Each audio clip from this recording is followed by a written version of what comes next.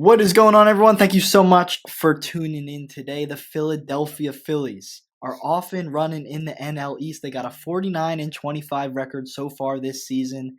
They are atop the conference, and the Atlanta Braves are 7 games back. Right now, the Phillies are very much in control of the division. There's still a lot of baseball to be played, but with the trade deadline, the All-Star break coming up, it felt like a perfect time to check in on the Fightins. And with me today are two giant Phillies fans.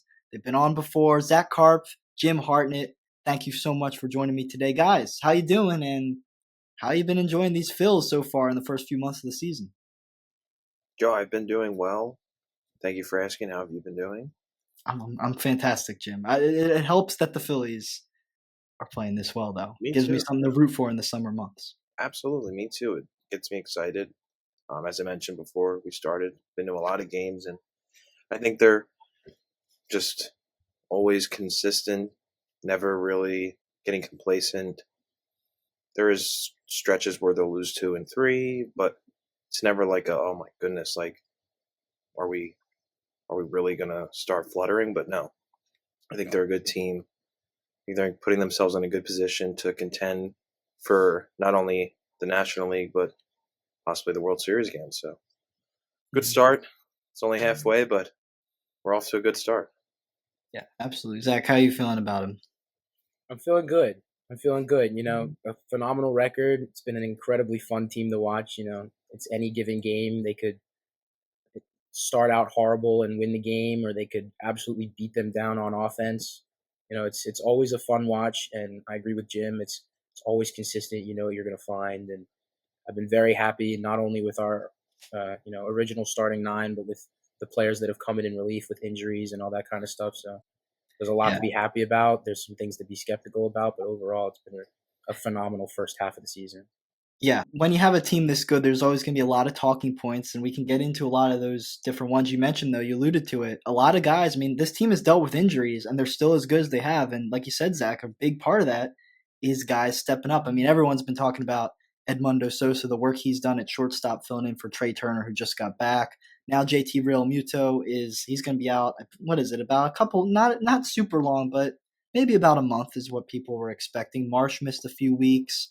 And even I know we don't love him, but Taijuan Walker, starting pitcher on this team, did miss first month of the season. Now, most people might say that was a good thing, the way Turnbull was playing in his place, but they survived an injury to a starter in the rotation as well. So you can't really be complaining when you have Cody Clemens. He's hurt now too, but Cody Clemens was playing great. Sosa, David Dahl got called up and had a few home runs there. Bullpen's been good, so guys have stepped up. But now it's kind of how does everyone fit in when everybody's healthy? So the big topic I think right now, we can kind of look ahead to the schedule that's coming up in a little bit, but right now I think the biggest topic, Johan Rojas, who's been the center fielder for pretty much the past year and a half, he just got sent down the other day when Trey Turner came back from injury. And Rojas, everybody knows he struggles on offense, but he is still one of the team's better defensive players. He is the center fielder. He's only 23 years old. They want him to develop into some sort of, at least maybe not a cornerstone, but at least a starter they can rely on. But instead, they send him down, and we'll see if he even comes back this season because they have a lot of different outfielders. But what's your thoughts about Rojas getting sent down, and how do you think they'll fill his role now that he's gone? I think they had to do it, right? Because your options are Dahl, Pache, or Rojas, right? And if you send Dahl or Pache down, they'd have to clear waivers. They just Right. get DFA'd and picked up by another team. Rojas had the ability to be optioned. And, with the All-Star break coming up, free agency trades are a hot topic at the moment. All three of those players are, in my opinion, good trade bait, great for a potential package for, a left fielder or a good right-handed reliever. So, the best option is to conserve all your playing pieces. Even though Johan Rojas is a great outfielder, Brandon Marsh is definitely nothing to scoff at. He's a consistent hitter. He's a good defender. He made a statement play for the first out of the game today against the Padres, a nice sliding catch. He can cover the span of center field. So I think it's not a huge blow, I think, to the team as a whole. It's obviously disappointing for a guy like Johan Rojas, who, has major league talent, to be sent down to AAA. But I think in terms of, the Major League Baseball being a business, it was a business decision, to conserve as many players as you can before the trade deadline, to give yourself the opportunity to put them in a package of some kind if that's the direction that, Dombrowski and the team decide to go. I think it just had to be done. Jim, when you look at Rojas, the season he's had, it's kind of weird. When some of the games I've watched, he'll just randomly get a hit or two. But I know when you look at the overall season, the guy's slugging is under 300. He's just been really poor on offense. I guess, where do you think he goes from here? Do you think we see him again this season? And then also, when it comes to the starting outfield, where do you kind of envision the team going from here? Well, I think that we will see Johan Rojas again this season, because the reason they made that move is, as you both alluded to, it's the only way to keep all three guys on the roster without having the chance of losing any. Johan was the only one who had an option to go down to AAA. The other two, like you said, had a clear waiver. So I think injuries are inevitable. They're going to need Johan for his outfield skills, because Pache is just not as even close to a good fielder as Rojas is. Last night proved, was it? I mean, it barely missed the catch, but center field, Nola should have never have been given up at that home run right there. It was really unfortunate that a really, not routine because you have to make a catch over the wall, but a pretty fair play for a professional baseball player to say, hey, you got to go out there and make that. Pache just went right over the top of his glove. Mm-hmm. But I don't know. I just think the future of the outfield, I don't think it consists of Christian Pache at all. I was really disappointed that they sent down Johan Rojas. And I think that they just need to, at this point, find a way to get rid of Pache for whomever it may be, maybe whether it's a prospect that they can develop, or whether it's a veteran who's on the end of his career, or say a bullpen piece that we could just use for one playoff run, because he's just not, he could be something else for like a team like the Marlins or the Athletics. And, I just don't think that's where Christian Pache is right now to be a starting outfielder for the Philadelphia Phillies. But no, you'll see Marsh out there in left. I think hopefully one day it'll be Rojas in center. And then right field, I don't know. You talk about bringing in Juan Soto next year? I don't think he's going anywhere, unfortunately. I don't know. I don't know, man. I don't think he's going to end up in Philly. I don't know if he'll end up in Philadelphia, but I don't know if he'll be New York either. I know he's having a great season there, but he's going to get where he's going to go wherever he gets the most money. Like there was execs talking about like 600 million, 700 million. But no, maybe the Phillies end up being a horse in the race for Juan Soto. I would love to see that. That's going to ruffle. I don't know how many Yankees fans are going to be watching this, but that would ruffle some feathers for sure. You kind of going off that. I guess when you look at the outfield, obviously you mentioned Marsh and left, but without Rojas in center for at least a little bit here, there's two directions we can go here, because you kind of mentioned Pache, and I agree. Like, as he's a fine bench piece, but I think they're deep enough in the outfield that I would love to see him be maybe one of the lead players in a deadline trade. And we can talk deadline in a moment here, but with the current roster, the way Sosa was playing at short, and he was so hot on offense, he stepped up on defense in certain situations as well. I just think overall he knocked it out of the park. John Kruk's been singing his praises for weeks now. I think he met the occasion head on. So I think his bat is hot enough that it's worth considering, like, can we keep him in the lineup? But I don't know. Do you think he has it in him to play left field? Would you rather just see Marsh and then maybe they try out Pache? Maybe they're trying to, get Whit Merrifield to figure something out. I know that's been, all three of us were very excited about Whit Merrifield. It's been a disappointment so far, but I don't know. Zach, what do you think about that situation? Would you want to try Sosa out even though he's never really played that position? Or do you think when the team's playing this well, don't get a little too cute with it? I think you could go both ways in the argument.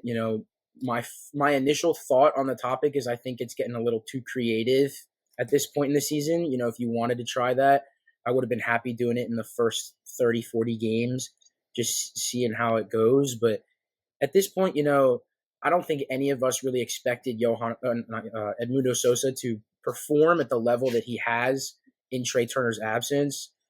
And I think, if I were Edmundo Sosa, I would be thinking to myself, I have, starting shortstop talent for an MLB team, maybe not a contender, but he played great for us in Trey Turner's absence. So I think in Edmundo's mind, I wouldn't know if he would even want to play in left field if we asked him to. Now, we could see him out there for a game or two, but I wouldn't, as a player, want to do that after showing what I could do in the infield. And so I would rather see what Jim said with Marsh in left and Rojas in center than see Marsh in center with Sosa in left field. I don't think it's a great idea, and I think that there are better options that we could pursue at the trade deadline than taking the time to put Sosa in left. I don't think it's a good idea. I think it's a fun, creative idea, and it keeps the guy around on the team, but I don't even know if he would want to do that. Yeah. What do you think, Jim? I mean, I think it's interesting. It's a nice tool to add to his belt in case, God forbid, that there's a real plethora of injuries in the outfield. But no, I think it just needs to be a point where maybe, you do consider adding a piece at the break.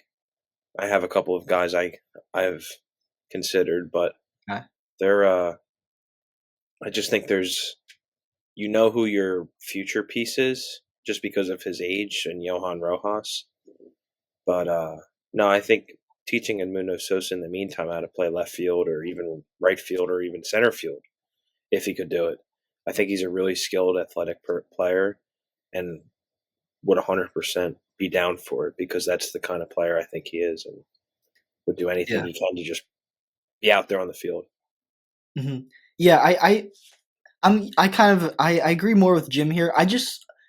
I don't think Sosa is going to be the starting outfielder by time October rolls around, but for the next month, I'd be fine just trying him out in certain matchups, like depending on who's pitching, depending if the day calls for the occasion. If we don't want to put Dahl or Whit Merrifield out in the lineup that day, so I'd be okay with it. Something some people have floated out there is maybe a DH Sosa, put Schwarber back in left. I personally don't want that. One, because we know Schwarber is not a plus defender more often than not, but also he is having. I mean, it's June, so it's that time of the year. But even before that, he's hitting 260 this year, still getting on base like crazy. So he's as hot as he's been. I don't want to mess with anything Kyle Schwarber's doing in the leadoff spot right now. I want him to just stay focused on hitting and keep being the fruitful DH that he is. So I guess it comes down to, for me, it's like Sosa, and you just have to hope that Dahl for the next month can continue to find some magic. He came up big against the Mets those couple games.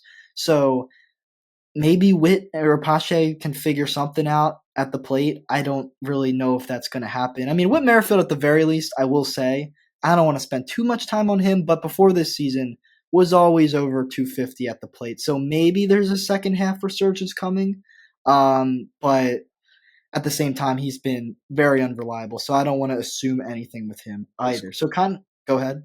Ice cold. He's just been. Yeah, he has been ice cold. He showed a little sign of life. I forget which series that was. Maybe it was the Milwaukee series, but it was a couple weeks. It was the Milwaukee series going into New York because he hit the home run in the London series, I think. Yeah, correct. That's right. Like, they were like, "Oh, Whit Merrifield, yeah." So hopefully he can figure something out, but I don't think he's someone the Phillies should be counting on right now. So when you kind of go off that, Jim, you kind of alluded to the deadline there. As we come up on July 30th, which is still a little over a month away, but the All-Star break's coming up. Just when you guys look at this team right now, they've lost a few more games lately than they dropped 2 to Boston, they dropped 2 to Baltimore, and Baltimore's a great team. So I'm not super concerned, but at the same time, I don't think this team is perfect, and it's very hard to have a perfect team. So, but there's a few holes I think they're in a position to fill. When the deadline comes around, what are you guys most looking for this team to do? Go out and add. Jimmy, you were talking about you had some names in mind, but what do you guys kind of expect from this deadline? I'll just say real fast. some people have been talking about Luis Robert, who's obviously a big name. Do you expect a move of that magnitude, or do you think it's more around the margins? Because, I mean, the Phillies have been winning, so I don't know if they need that. But at the same time, that's a young star who's, got plenty of time left in the MLB. So what's your kind of what are you kind of feeling for this deadline? What do you think how do you think it's gonna play out? I think your two biggest names, you just alluded to one, which was Luis Robert, but also Kyle Tucker from the Astros. Yeah. If the Astros really don't make too much, like they kind of stay a below 500 team leading up to the deadline, Yeah. there's no way they'll make the wild card in the AL. They probably won't beat the Rangers or the Mariners for the division, so they'll just sell. If they could get a guy like maybe Mick Abel, I'd give up Mick Abel for Kyle Tucker. Oh yeah. Oh yeah. Absolutely. And be able to, put him in left and then Marsh in center. And then possibly even if you want to consider trading for Luis Robert and you want to give up a guy like Justin Crawford and maybe another pitching prospect like George Clausen or something. There's just a lot of options, and I expect Dave Dombrowski to make a move. But like you said, I don't know if it's going to be of that magnitude just because of the position the Phillies are in. But then again, because of the position they're in, Yeah. they're in a winner, like win now situation. So going after those types of names wouldn't shock me if the price is right. But there's always guys on the market, like there's middle tier players who end up being really big components to World Series teams. Like a couple of years ago, Eddie Rosario for the Braves, and then like a few seasons ago, there was a guy for the Nats who I forget exactly. Like, was it Howie Kendrick? Maybe it was. I mean, former Phil Howie Kendrick, but there's always there's always a guy. There seems on the winning team that contributed just at the right time, and it was either an acquisition at the deadline or it was a free agent in the off season, like it seems like. Right. So, Right. but like a guy like Eddie Rosario, mid-tier guy at the time, but he's an all-around player, utility. Steven Pierce, Red Sox World Series. Yeah, Steven Pierce is a good one. Didn't he win World Series MVP? MVP. Yep. Yeah. And that's so he was I think he was with the Blue Jays the year before or something. There's just yeah. I mean, the right guy. We talked about Merrifield maybe being that guy. Maybe it's Sosa. Like maybe he's the 10th, like the extra bat. So we'll see. But I think there's also, like you said, they're well positioned to make some sort of move. Zach, do you think it needs to be an outfielder? There's also been, maybe it's a bullpen guy. I was talking to my cousin Sean earlier today. He's a lot less confident in the bullpen than I am. But the one thing I could agree with him on was maybe they need like some sort of a true closer. I mean, I like Jose Alvarado, but is he like a lights out closer? No, I don't think he is. So what do you think, Zach? Do you think they need an outfielder? Do you think they need a batter? Do you think maybe it's an arm? I think Luis Robert is a great option to go to trade for, and I think Jim's absolutely right on Kyle Tucker as well. Those were two of my guys that I was looking into as well. Obviously, when it comes to talking about a closer, the first person you think of on the market, or at least my first person I think of, is Mason Miller, because he's been phenomenal for the Athletics, and, they're moving and they're not a good team, and, getting, prospects or some younger talent to develop for him would be, a great move for the Athletics. But at the same time, and you can debate it as you'd like, but what I would really like to see is Thompson use Jeff Hoffman more in the 8th and 9th inning. Yes. Because Jeff Hoffman has been, in my opinion, incredibly underappreciated by the Phillies fans this year. He has been absolutely phenomenal. He's been lights out, along with Kerkering and Strahm. Those three together have been terrific. And, one of the glaring needs that the Phillies have a deep bullpen. There's a lot of talent in that bullpen. The thing that bothers me is we have 9 right-handed pitchers and 3 left-handed pitchers in the bullpen. We don't have a reliable left-handed reliever other than Matt Strahm. And Alvarado's a left-handed pitcher, but, we use him more as a closer than we do as, a 6th inning guy. Yeah. Normally that's Strahm, or you put Soto in. I absolutely despise Greg Soto. He's terrible. He's inconsistent. He ruins games. I can't stand him. And so something I would like to see, maybe the Phillies make a big move at left field. Maybe they make a move at closer. I don't think they have to go for a closer because, again, I think Jeff Hoffman would be great in that spot. But I would like to see and I have no names at the top of my head because there's so many options to choose from, but I would like to see the Phillies add another left-hander to put in the fifth, sixth, seventh inning so that, Yeah. we don't always have to lean on Gregory Soto in every situation because Right. Thompson uses him way too much and in every wrong situation. I don't want to see Greg Soto out there nearly as much as I do. He's still a major league talent. He's in the league. You can't say that he shouldn't be played in certain scenarios, and he's had his moments, but I really want to see another consistent left-hander in the bullpen. Jim, do you think that's as big an issue as Zach makes it sound? I don't think so because when you put it in the grand scheme of things, like, I mean, yes, I know he does not like Gregory Soto, but he's not like the worst pitcher of all time. Yeah. He's just like a less fast Aroldis Chapman. Like I feel like wild, Yeah. strikes out guys, but if he doesn't, like, he can't get his strikeouts, he's giving up a lot of hits and he's giving up a lot of walks. Having three lefties, Strom, Alvarado, and Soto. Can you name another team in baseball right now that probably has three lefties that they can go to and just be like, yeah, I'd be comfortable sending him out in the ninth? Because Soto's come out in the ninth multiple times. Strom's been there in that position before. I just Alvarado is our closer. yeah. So I just think that a lefty in particular, sure, it'd be nice. But I just don't even think we need to add anything in the bullpen unless it's for the right price. Like a Interesting. guy like Mason Miller, like, sure. Yeah. Like, yeah, that'd be nice. But he's probably gonna go somewhere like the Orioles or maybe even the Yankees or something. I don't know. Like Yeah. he's gonna The go Orioles some are like the Thunder. They just have all yeah, the pick flash prospects you'd yeah, ever they're gonna want. give up somebody like Connor Norby or something. Yeah. Like Yeah. infield who can still probably play right away next season, but it's young. Yeah. But anyways, yeah, I just don't think the Phillies need to make a move there. I think if they're Hmm. going to make a move, just be all in on an outfielder. Your bullpen has already shown that they can close anybody out, and your starting rotation is nuts.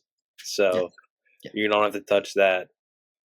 I just I don't know. Something about Jose in the closing spot, I just can't trust. Not in the sense of like during the regular season, but I just think when the at bats get tense, I just Yeah, don't know if he's proven enough.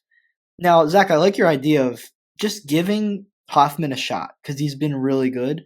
The other thing, like maybe this is just me being, I'm not as big of a baseball guy as I am a basketball guy, so maybe it's just like managers would yell at me for suggesting this. But I look at the Phillies and I think like the amount of long relievers who have like starting experience and they always like I know you don't want to burn people out in June. I get it. But the amount of guys on this team in the bullpen that have starting experience and they just always play one inning, that's how you avoid Greg Soto or maybe it's like, Junior Marte when he's healthy again or Ruiz like Strom is starting experience, Hoffman is starting experience, Turnbull they at least give Turnbull 2 innings. It seems like, but I feel like some of these guys in the pen it doesn't have to be every game. But if it's a close game where you're trying to just get some outs late in the game, that Milwaukee series a few weeks ago, and they came through. They 3-0'd Milwaukee, but those were tense pitching duels. And I don't know. I just would love to see maybe two innings for Hoffman, 2 innings for Strom. Like these guys have proven they have the durability for it. It doesn't have to be every game. But what do you guys think about that? Do you think there's just maybe that's something we see in October, but I don't know. I just think that's a way that I just when I look at some of these guys' resumes, it's like maybe we could give them a little more to work with. I don't know. I think it's a great idea, Joe. I love it. I would be all for it. Like, yeah, not every Yeah. outing going 2 innings, like a case by case scenario where need be, sure. But I think in the grand, like when you look at it at the long run of it, the pitchers throw so many innings over the season. Like a reliever to throw anywhere from 60 to 75 innings, that's a lot of innings.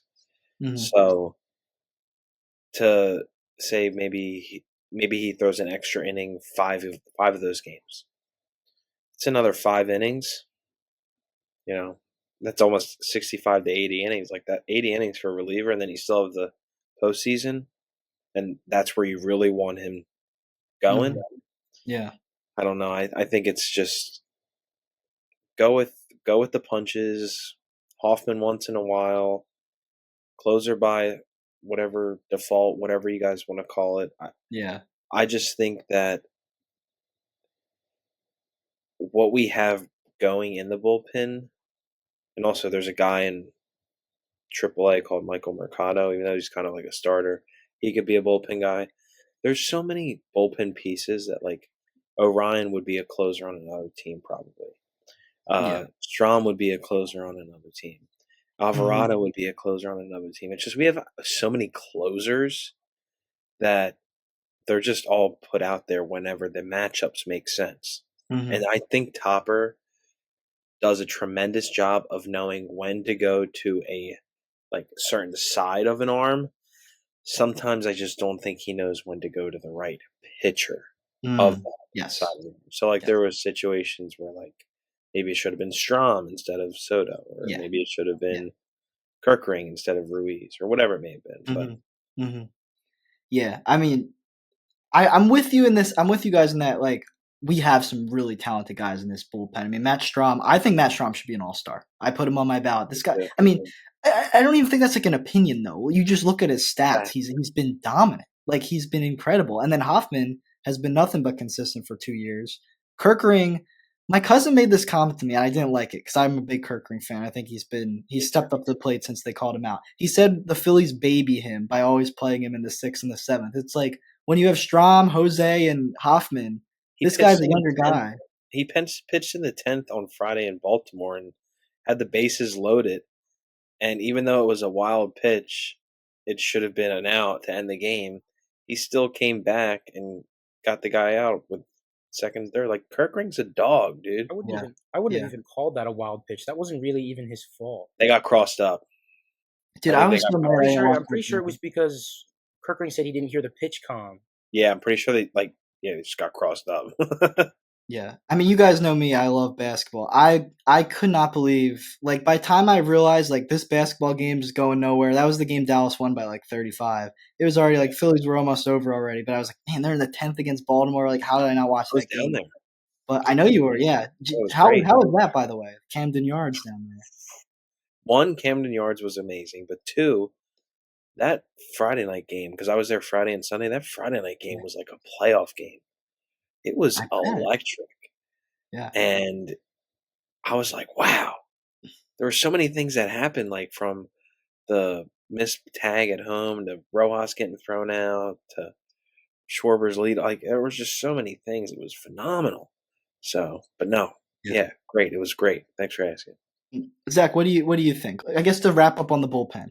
Like, do you believe like this closer by commission can work in October? Do you worry about Alvarado? Do you worry about any of this? Like, or do you think it just, like Jim said, just kind of play the matchups? Do you trust that to work? I feel like next month is going to be when we see whether or not it's going to work because, I mean, the month of July is brutal for the Phillies. Mm-hmm. You got the Cubs, the Braves, and the Dodgers back to back to back. You end the month with the Guardians and the Yankees. Then you play the Dodgers again to start August. It's the second half of the season is really going to prove whether or not the system that the Phillies have going is going to be what they're going to run, come October. And I think, it's worked well since now. And I couldn't agree more with what Jim said about, Topper not necessarily going to the correct pitcher, but he's going to the right side. I think that adding another lefty would be nice, but I think I also agree with the fact that, not all teams can say that they have 3 lefties that they could go to at any point in time. But what I agree with most is I'd like to see, more than just 1 inning at a time from certain people. And then I think of it at the same time as you have such a deep bullpen, and everybody's shown their stuff that if you can play each one for 1 inning, it reserves, you don't play Sir Anthony on Friday, but you can play Sir Anthony on Saturday. And you have pitchers like Sir Anthony go through slumps. You have other people that you can bring up so that he has time to come back. Sir Anthony Dominguez, this is a status all. No runs allowed since May 3rd. Right. He's been phenomenal since he was terrible Yeah, for weeks. But because he's his been ERA is still like 4, but like he's right. been great for And a you month were and a you were half. talking about Strom. I think going into the first home run that he let up all season against Baltimore. I think he was throwing 0.87 Yeah, at his yeah. ERA. Like it's That incredible. ball You have so scraped many over the options to go wall. to. Say it again. That ball scraped over the wall too. It was maybe 2 feet over the wall. It was It was horrible. Was that But you knew Santander? you could see Santander absolutely tore Yeah. us up. I know. He almost made the culture rank because I was glad he didn't. I was able to muscle him out, but That was crazy. he almost But did. you could see on Strom's face when he turned around after Santander hit that ball. He's like, I don't know if that's staying in the park. Yeah, But you can't even fault him. It's like he's been I don't great. know. I don't know, Joe. There's so many avenues that you could go with this because the Phillies are in such a unique situation where they have 12 guys in the bullpen that you could go to at any given moment that are strong in any given situation. And Mhm. when you have what are we 47 or 48 wins, 49 wins, 49. 49 wins. When you have 49 wins, in the third week of June, do you really want to be as nitpicky as I'm being? I think as an avid fan, I think you should, but there's so many things going right that I don't want to be too nitpicky about the things that aren't necessarily going wrong, but are things that Mhm. I'm suspicious of going into the rest of the season. You know what I mean? Yeah. And let's talk about one more like glaring issue that is actually starting to rear its head a little more in the past couple weeks. So the Phillies, it's kind of always been a habit, and I know Zach. If you go on Zach's Twitter, he talks about this a lot. Just they do leave runners on base a 14 lot. yesterday. Yesterday was 14 ridiculous. yesterday, and they still But they won won the the game. But game. they won the game. You're right. Today they did it a little bit too, did they not? I didn't really watch With that the game, runners with but bases loaded again in the bottom of the first. yeah, yeah. And they wound up losing that game with some errors by Bohm and Marsh. But yeah, they just have a habit of leading runners on, and I can't really even put my finger on why because there's plenty of times where you get a Schwarber homer, you get Bryce to make a big hit, you get the RBI king Alec Bohm to drive someone in. This team's winning games. I want to make that clear. Like this team is winning games. They're getting out early on people, but come October, like I'm just saying, these are the things that's going to limit the Phillies. This is the things that's going to be concerning if they are to lose a playoff series. So, and I mean, the Diamondback series last year is an example. So, I mean, Jim, like, what do you even like have a finger on why this happens, or you think like that's just baseball happens sometimes?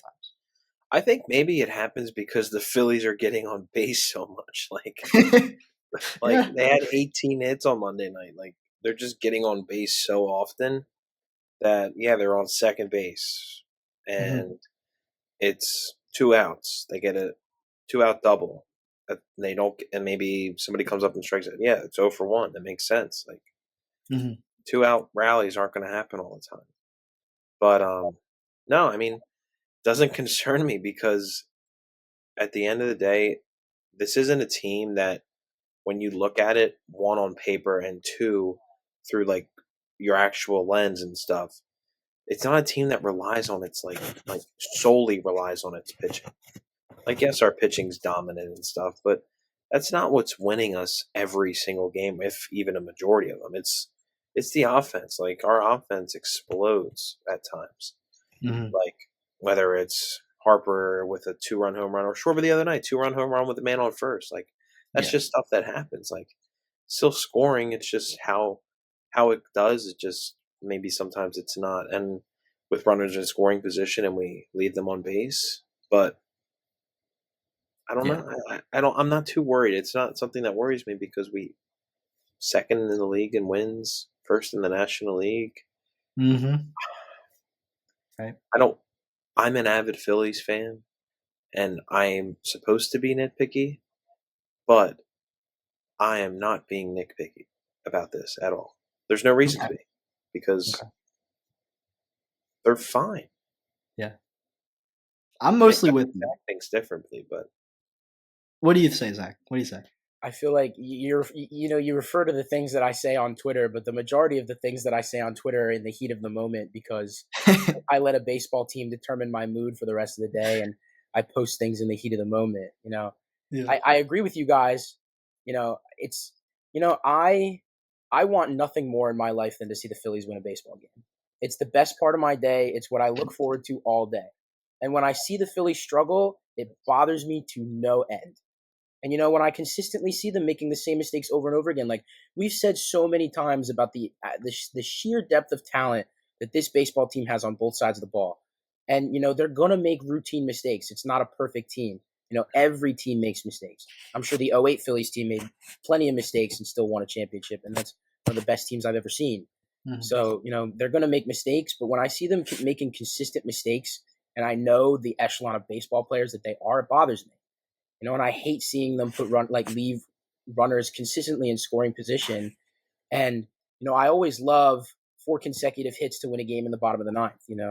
It's a great thing to watch and it's exciting, but I don't want to always have to go in to the 7th or 8th inning seeing 14 runners left on base down 3-1. I don't like that because it doesn't have to be that way. The thing that bothers me the most is that I see the Phillies swinging it low and away all the time. That's something that bothers me too. And when you're consistently swinging at poor pitches outside of the zone, bad off-speed pitches, you're gonna strike out. You're gonna send a blooper to shortstop for a double play. Like it happens, but I don't want to see that as often as I'm seeing. And I know I'm being nitpicky, but I don't. And you said it yourself. Like it's come October, that's what's gonna kick us in the butt. And the Phillies fans make fun of it all the time, but the first game of the series, the Phillies offense is ridiculous. Then the other 2 games of the series, they got nothing in the tank. And it's like against the Padres this past couple days, it's not even that they didn't have anything in the tank. They're still getting runners on base and they're consistently hitting, but they leave them there. It's nitpicky, but it's upsetting. And I think it's something that needs to be worked on, but I agree that in the long run, I'm concerned, but it's not the end of the world to me. It's upsetting. That's what it is. Yeah, I mean, it's fair. Like, you don't want them to make mistakes, but it's definitely like one of their biggest offensive weaknesses. But like Jim kind of was saying, like, I mean, I know you're not really disagreeing either, but it's just like when you're as consistent as they've been, when you have the versatility in the lineup, where you have these power hitters, where you have guys who can get on base, like, well, we could talk about Stott because he hasn't done that as much as normal, but Stott, Trey's back now. They have enough balance where I don't worry that much. It's just, but like you said, if that's the reason they lose in the playoffs, then you're going to be like, well, we've talked about it all year and everybody said didn't matter, and then it comes back. So it's just one of those things. Can they overcome it? It's something they're going to have to work on as second half of the season comes along. So you kind of mentioned, sometimes these Phillies players will swing, a little low, little reach in there. One guy who has a reputation for doing that is Nick Castellanos, but I kind of want to talk about some players here. Just talk about some individuals. Nick Castellanos, since the Giants series, I have his stats for the past month or so. I mean, and last night, what was he? 4 for 5. He had obviously won the game for them in the ninth there. So he's hitting 260, and he's slugging 510 since the Giants series, May 27th. Now, he also still has 19 strikeouts and 80 at-bats across that span, but looking a little bit like the Castellanos we saw in the first half of last season lately. Just starting with him here, I want to do a couple of players, but are you buying this, or are you worried he'll just go back to the old habits? I think he's so hit or miss. Yeah. It's either red hot or ice cold. You don't know what you're going to get when the game starts. You're either going to get the Nick Castellanos that strikes out 4 times and goes 0 for 5, or you're going to get the Nick Castellanos that goes 4 for 5. You can make the joke. It's like they announced that Willie Mays passed away on the broadcast. He goes 4 for 5 with 2 doubles and wins the game. Yeah. I think above all things, I think Nick knows. I think Nick Castellanos absolutely knows that this is the type of hitter that he is. But I'm not buying fully into it. Yeah. I like that we talked earlier about finding somebody else to go into right field. I don't know if Nick Castellanos is the continuous option. I wouldn't complain. Would you want to trade him for one of these big players? I don't even know. Could you? That's what, is the question I was about to ask. Like, what would you be able to get anything out of him? I don't feel like the White Sox would want Castellanos. I don't really. But like, I'm not opposed to Castellanos, Robert, and Marsh. Like, that's fine by me. I'm not opposed to it either. It could be so much worse. Yeah. But at the same time, the inconsistency, like he went 0 for 14 against the Orioles, and going into the Padres game today, he was 6 for 9, 6 for 10 in the series. Yeah.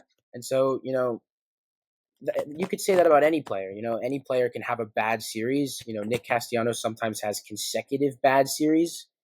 And, Phillies fans trash on him all the time. But the difference between Nick Castellanos batting 220 and Kyle Schwarber batting 220 is that Kyle Schwarber still has 17 home runs and can still smack the ball through the gap into right field. And he walks all the time. He walks all the time. 360 on base percentage. Right. Castellanos doesn't have those kinds of stats. He doesn't have that kind of production. If Castellanos is 0 for 4, it's because he strikes out 4 times. It's not because he puts the ball in the outfield 4 times. Mm-hmm. That's where a 220 hitter like him differs. I'm not buying in on it completely, but at the same time, I would not complain if he was still our right fielder for another season or 2. Mm-hmm. It is what it is. Yeah, Jim, what do you think? To me, like what you said, Zach, like he knows what kind of hitter he is, but that doesn't excuse, like you're saying, just these Absolutely some horrible at bats at times. But like I said, he's been really hot for a month, and the Phillies need that. So what do you think, Jim? I think you kind of just know what you get with Nick Castellanos. Like he's a cold hitter, and hopefully he can just bottle up his hot streaks into using them at the right times during the playoffs or during key component series. If he's batting over 200, he plays a really great right field for the Phillies, given how short it is out there. If there's going to be games like you go 4 for 5 and you win the game, you can't complain about him. Like I said this on the pod before with you, we would be so upset if Nick Castellanos was on another team because he would probably hit a home run or hit it. He's just Mr. His middle name should be Clutch because he comes up big in a lot of situations. Like a couple playoffs ago, he made the catch in right field, sliding. Yeah. I think he did that twice, and then playoffs, home runs.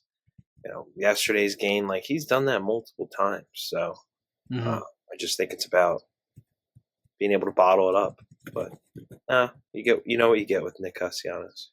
I think that's fair. Someone we thought we knew what we got, and he's been a little up and down this year. Bryson Stott, I think he's having a good season. Don't get me wrong. Defensively, I think he's in a Gold Glove conversation, and he is third on the team in walks. Like behind Schwarber and Bryce, he gets on base on balls the most, but he's only hitting 230. This is a guy who was, I believe he led us in average last year, just around that 300 mark. So yeah. So, I don't know. Personally, I actually don't think he's been that bad. I think he's been a pretty key cog in the lineup. I know he's only hitting 230, but I forget who it was, but someone who I listened to, like podcasts or on TV or something like that, I heard them say he was having an awful season. Like they said, if Bryson was even average, not bad, like the Phillies would blah, blah, blah. I'm like, I don't think he's been bad. But what do you guys make of Bryson Stott's season? Like, obviously he has not been getting the hits he had last season. But I think overall he's been a beneficial player to this team. But yeah, we would like to see the average be higher. Yeah, I mean, I agree with you too. Like, we'd love to see the average be higher, but again, like you said, like he gets walks, he gets on base. That stuff matters, especially when he's hitting behind Alec Boehm, who's probably clearing the bases, or getting in front of Nick Castellanos, who has the chance to do damage and has shown he can. But no, like to your point, I don't think he's having a bad season. He's probably having his best defensive year and contention for a Gold Glove if it weren't for a ton of other options at second base, like Ketel Marte. I think what Stott is missing this season and what he really excelled at last year, I think I've noticed most is his inability to hit it to left field this year. Like hit it opposite field. I think he's just trying to pull everything. He's getting on top of the ball way too often, which is why he's grounding out to like second base so much, grounding out to first, striking out on inside sliders, like whatever it may be. But I think he's got a like Boehm, which Boehm kind of did too much of at one point, was trying to go oppo all the time. I think Bryson's got to find a way to get that back into his repertoire. Okay. Just give him what the pitcher takes you, because Bryce does that all the time. pitcher's going to give you a lone away changeup, just slap it to left field. There's your base hit. But anyways, I think he's fine. Yeah. Yeah, Zach, you concerned at all or no? No. Yeah. I agree. I don't think he's having a bad season. I think he's a phenomenal defensive player. I think, if we were to give another player the middle name Clutch, I think it would be Bryson Stott because he absolutely steps up when needed. I don't think you can ignore that, over the last month he's batting 196. It's not something you can ignore. We would be absolutely dogging on Johan Rojas or Nick Castellanos if he was doing the same thing. He can't play favorites. He's definitely had an off season offensively, but at the same time, he has his moments. He gets one great hit a game. I think the fact that he bats fifth gives him a lot of opportunity to make an impact in every single at bat. Sometimes, I agree that he strikes out often, but I'm not concerned. I know Bryson Stott's a phenomenal player. I know Nick Castellanos is a good player when we're on the same topic. Just being shaky on offense is definitely something to be concerned about, and we can't pass it up as, it's something we need to talk about, but I'm not overall concerned. Yeah. And then just like a couple more guys, I just think on a more positive note, there's certain guys like Bohm. I love Bohm. I have a Bohm jersey. That was the first Philly jersey I had in almost a decade, I think. I didn't think he was going to be this good this year. I mean, he actually is the RBI king this year. He has 60 RBIs. He's going to be an all-star. He's hitting 300. And he's kind of, I guess, on the downswing now after his hot start. He's been really good still. He's still getting a hit or two pretty much every game. I know he hasn't been as red hot as he was, but the only thing with him and then also Trey's come back from injury, like those two guys that's pretty much the core of your infield. And I mean, those guys are the ones who commit the most errors. I mean, we know Bohm isn't the best fielder. He had an error today that might have cost them that game, but I don't know. Do you guys think Bohm keeps this up? I mean, I'm biased because I just want him to, but I don't see why he's not going to be able to keep this up. I mean, I absolutely think he does. There's he's shown glimmers of this. Well, not glimmers of this, but he's shown he consistently gets better every season. So I'm not surprised that he's just gotten better again this year. And I wouldn't be surprised if he got better again next year. There's always room for improvement in a baseball player. And Alec Bohm, I think, kind of embodies that, where he refines parts of his game. This year, worked on his fielding and still has been a critical hitter. And I think next year, once he learns how to develop more into a power hitter, see Alec Bohm driving the ball to left field over the fence, he's had some home runs. He's had some big ones this year. Yeah, I mean, he's had home runs. He only has 7 or 8 home runs, and he already has. Yeah, and he has 60 RBIs. Imagine if he had anywhere close to what Harper has. Even if they were solo shots, he'd be close to 70 to 80 RBIs. Yeah. That's insane. Yeah. So, I think Bohm is a really, really great. Like you said, we want to talk good things about the Phillies. Bohm's been the best thing for the Phillies this year. Really? Besides Bryce? So. Huh? Besides Bryce? You know what you get, like I said with Castellanos, but you know what you get with Bryce. That's what I expect. Yeah. I didn't expect this from Alec Bohm. Yeah. And so for him to kind of be producing like this on this level of a starting third base all-star, that's something I'll take any day of the week, and I think is the biggest thing for this Phillies team this year. Mm-hmm. Zach, how you feeling about Bohm? He's absolutely been a boon for this Phillies team, and I'm looking at his career stats right now, and we're talking about how we're so surprised that he's been performing this way, and I think it's definitely been a pleasant surprise. But he still ended the season last season batting .274. He had 20 home runs. It's not like he still had a career season last year for sure. Mm-hmm. But we're halfway through the season. He's at 60 RBIs. What is that? Third in the league. Yeah, which is crazy. Yeah. And the top 5 players in RBIs, I'm pretty sure Ozuna's on that list. those are not players to scoff at. Those are some phenomenal baseball players. And to have a player like Alec Boehm in that upper echelon on this Phillies team, with the aspirations that they have, has just been phenomenal. And I couldn't agree with Jim more that I think Alec Boehm, besides Bryce Harper, is without a doubt the best player on this baseball team. And, he's got 26 doubles already on the season. He had 31 last season. So he's 5 away from tying his career high in doubles. And we haven't even hit the All-Star break yet. We're not even done with the majors. Yeah. Isn't it? It's just beautiful. There's nothing else you can say about it. It's just beautiful baseball. Anytime he steps up to the plate, I expect the ball in the outfield, be it on the ground for a single or at the warning track for an out. Either way, he's putting pressure on the pitcher and he's making contact no matter what. Yeah, we make fun of him. He grounds into double plays, often. But it's a lot less than last season. He's a much, much more consistent hitter. And I, as a Philly fan, could not be more thrilled that he plays for my team.